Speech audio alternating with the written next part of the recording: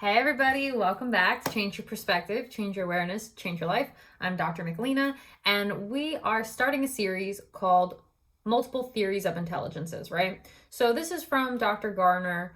I think he wrote the book in like 83, and it really started to gain traction in universities and education programs.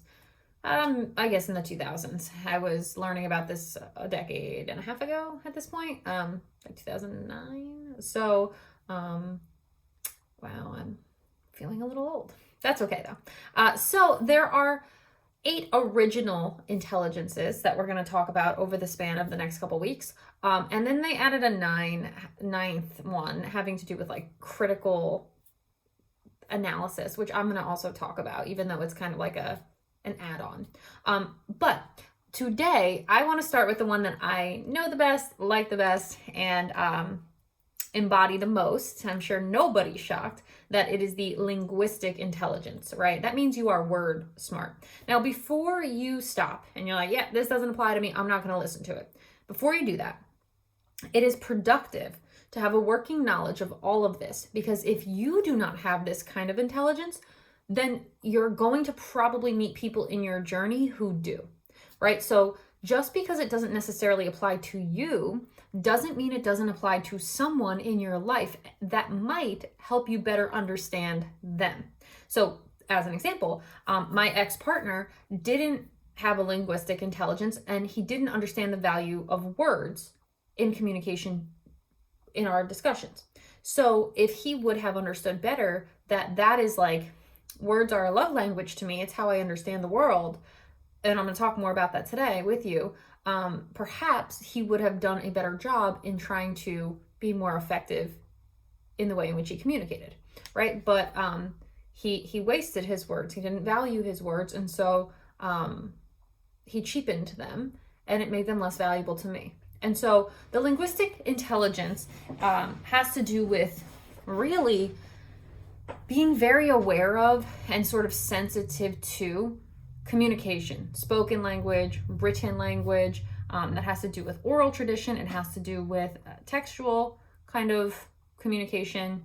And so that also, though, plays into the ability to like learn language as well, to want to understand the etymology, the philology of things, etymology being the root word, philology being the study of words, right? And so people who are linguistically inclined, such as myself, tend to be very good communicators, and they accomplish a lot through communication and through their language, right? That's not surprising to somebody who is linguistically inclined.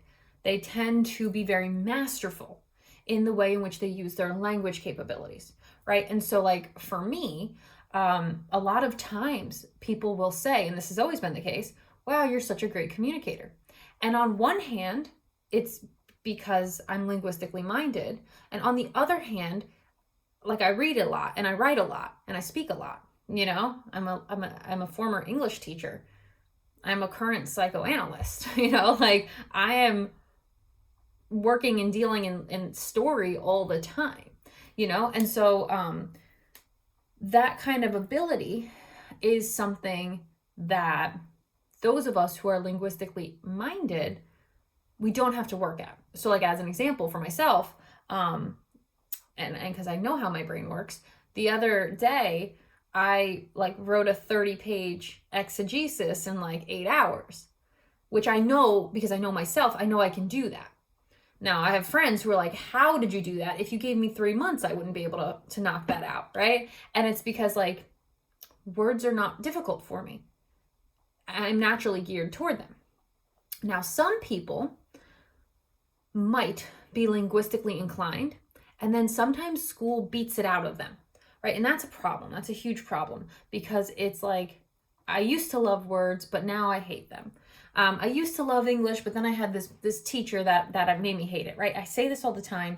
You can have a subject that you love. If you have a teacher or a professor that you absolutely hate, you will end up hating the subject, right? And if you have a subject you hate and you have a great teacher, they will help you to love the subject, right? And so my current sort of predicament on that is most people hate investing in themselves they somewhat do it maybe a little bit begrudgingly, or they're interested, but they don't understand themselves fully. And I'm here to help them love themselves, which is a tricky thing when we have a society that deems us all unlovable and unworthy, that we internalize in big ways, right? And so, in two different cases, right? In one case, you might have loved language and then someone made you hate it. Or you might hate language and I'm here to help you try to love it, because our authentic expression has a lot to do with how secure and comfortable we are. And so communication, I have found, is like a key indicator to understanding thought processes and feeling processes. And so because I'm linguistically inclined, I'm constantly analyzing people's language, what they say, how they say it, for what they actually think, what they actually feel. So I'm always reading their speech. I'm always reading the things that they write, the things that they say, the things that they share, sometimes the things that they don't. So when you're linguistically inclined, you use language, I'm going to say, as a tool. Everybody technically uses language as a tool, but and I don't want to use the word manipulate. I don't. But those of us who are linguistically inclined are very intentional about our language usage for the most part. And so we can manipulate, but no, use things in a way that is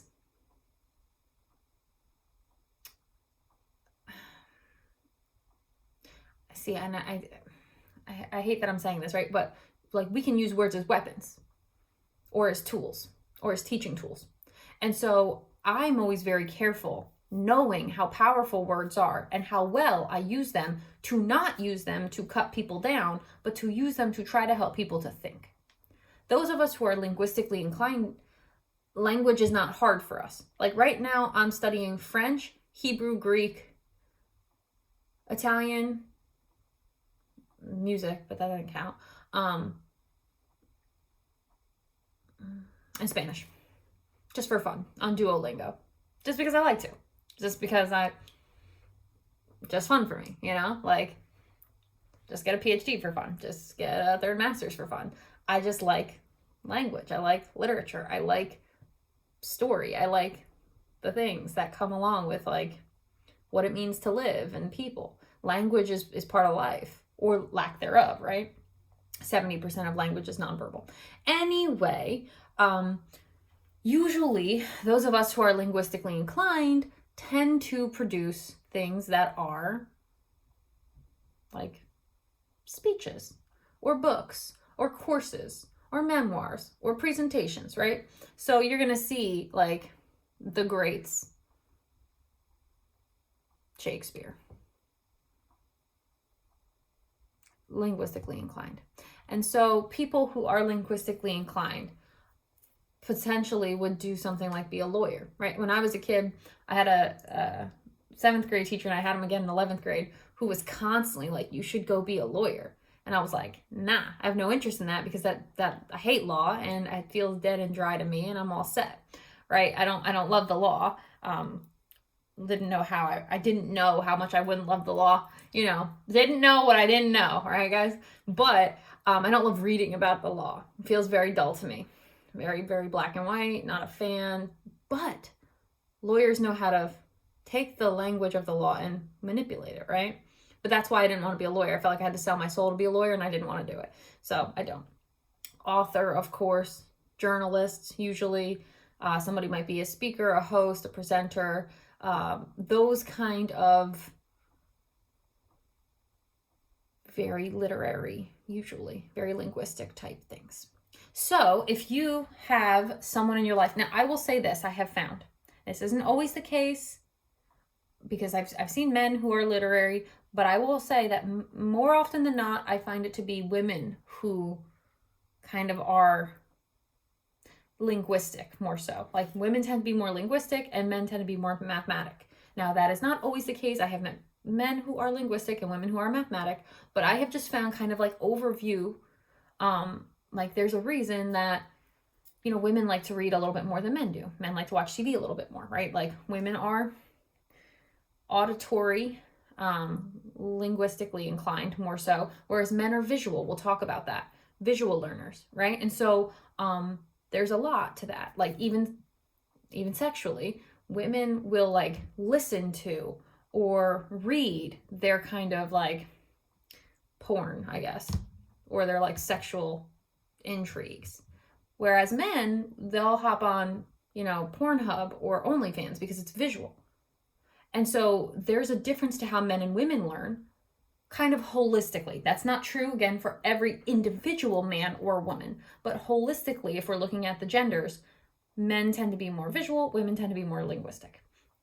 And so do with that what you will. But, and of course we could go into love languages, right?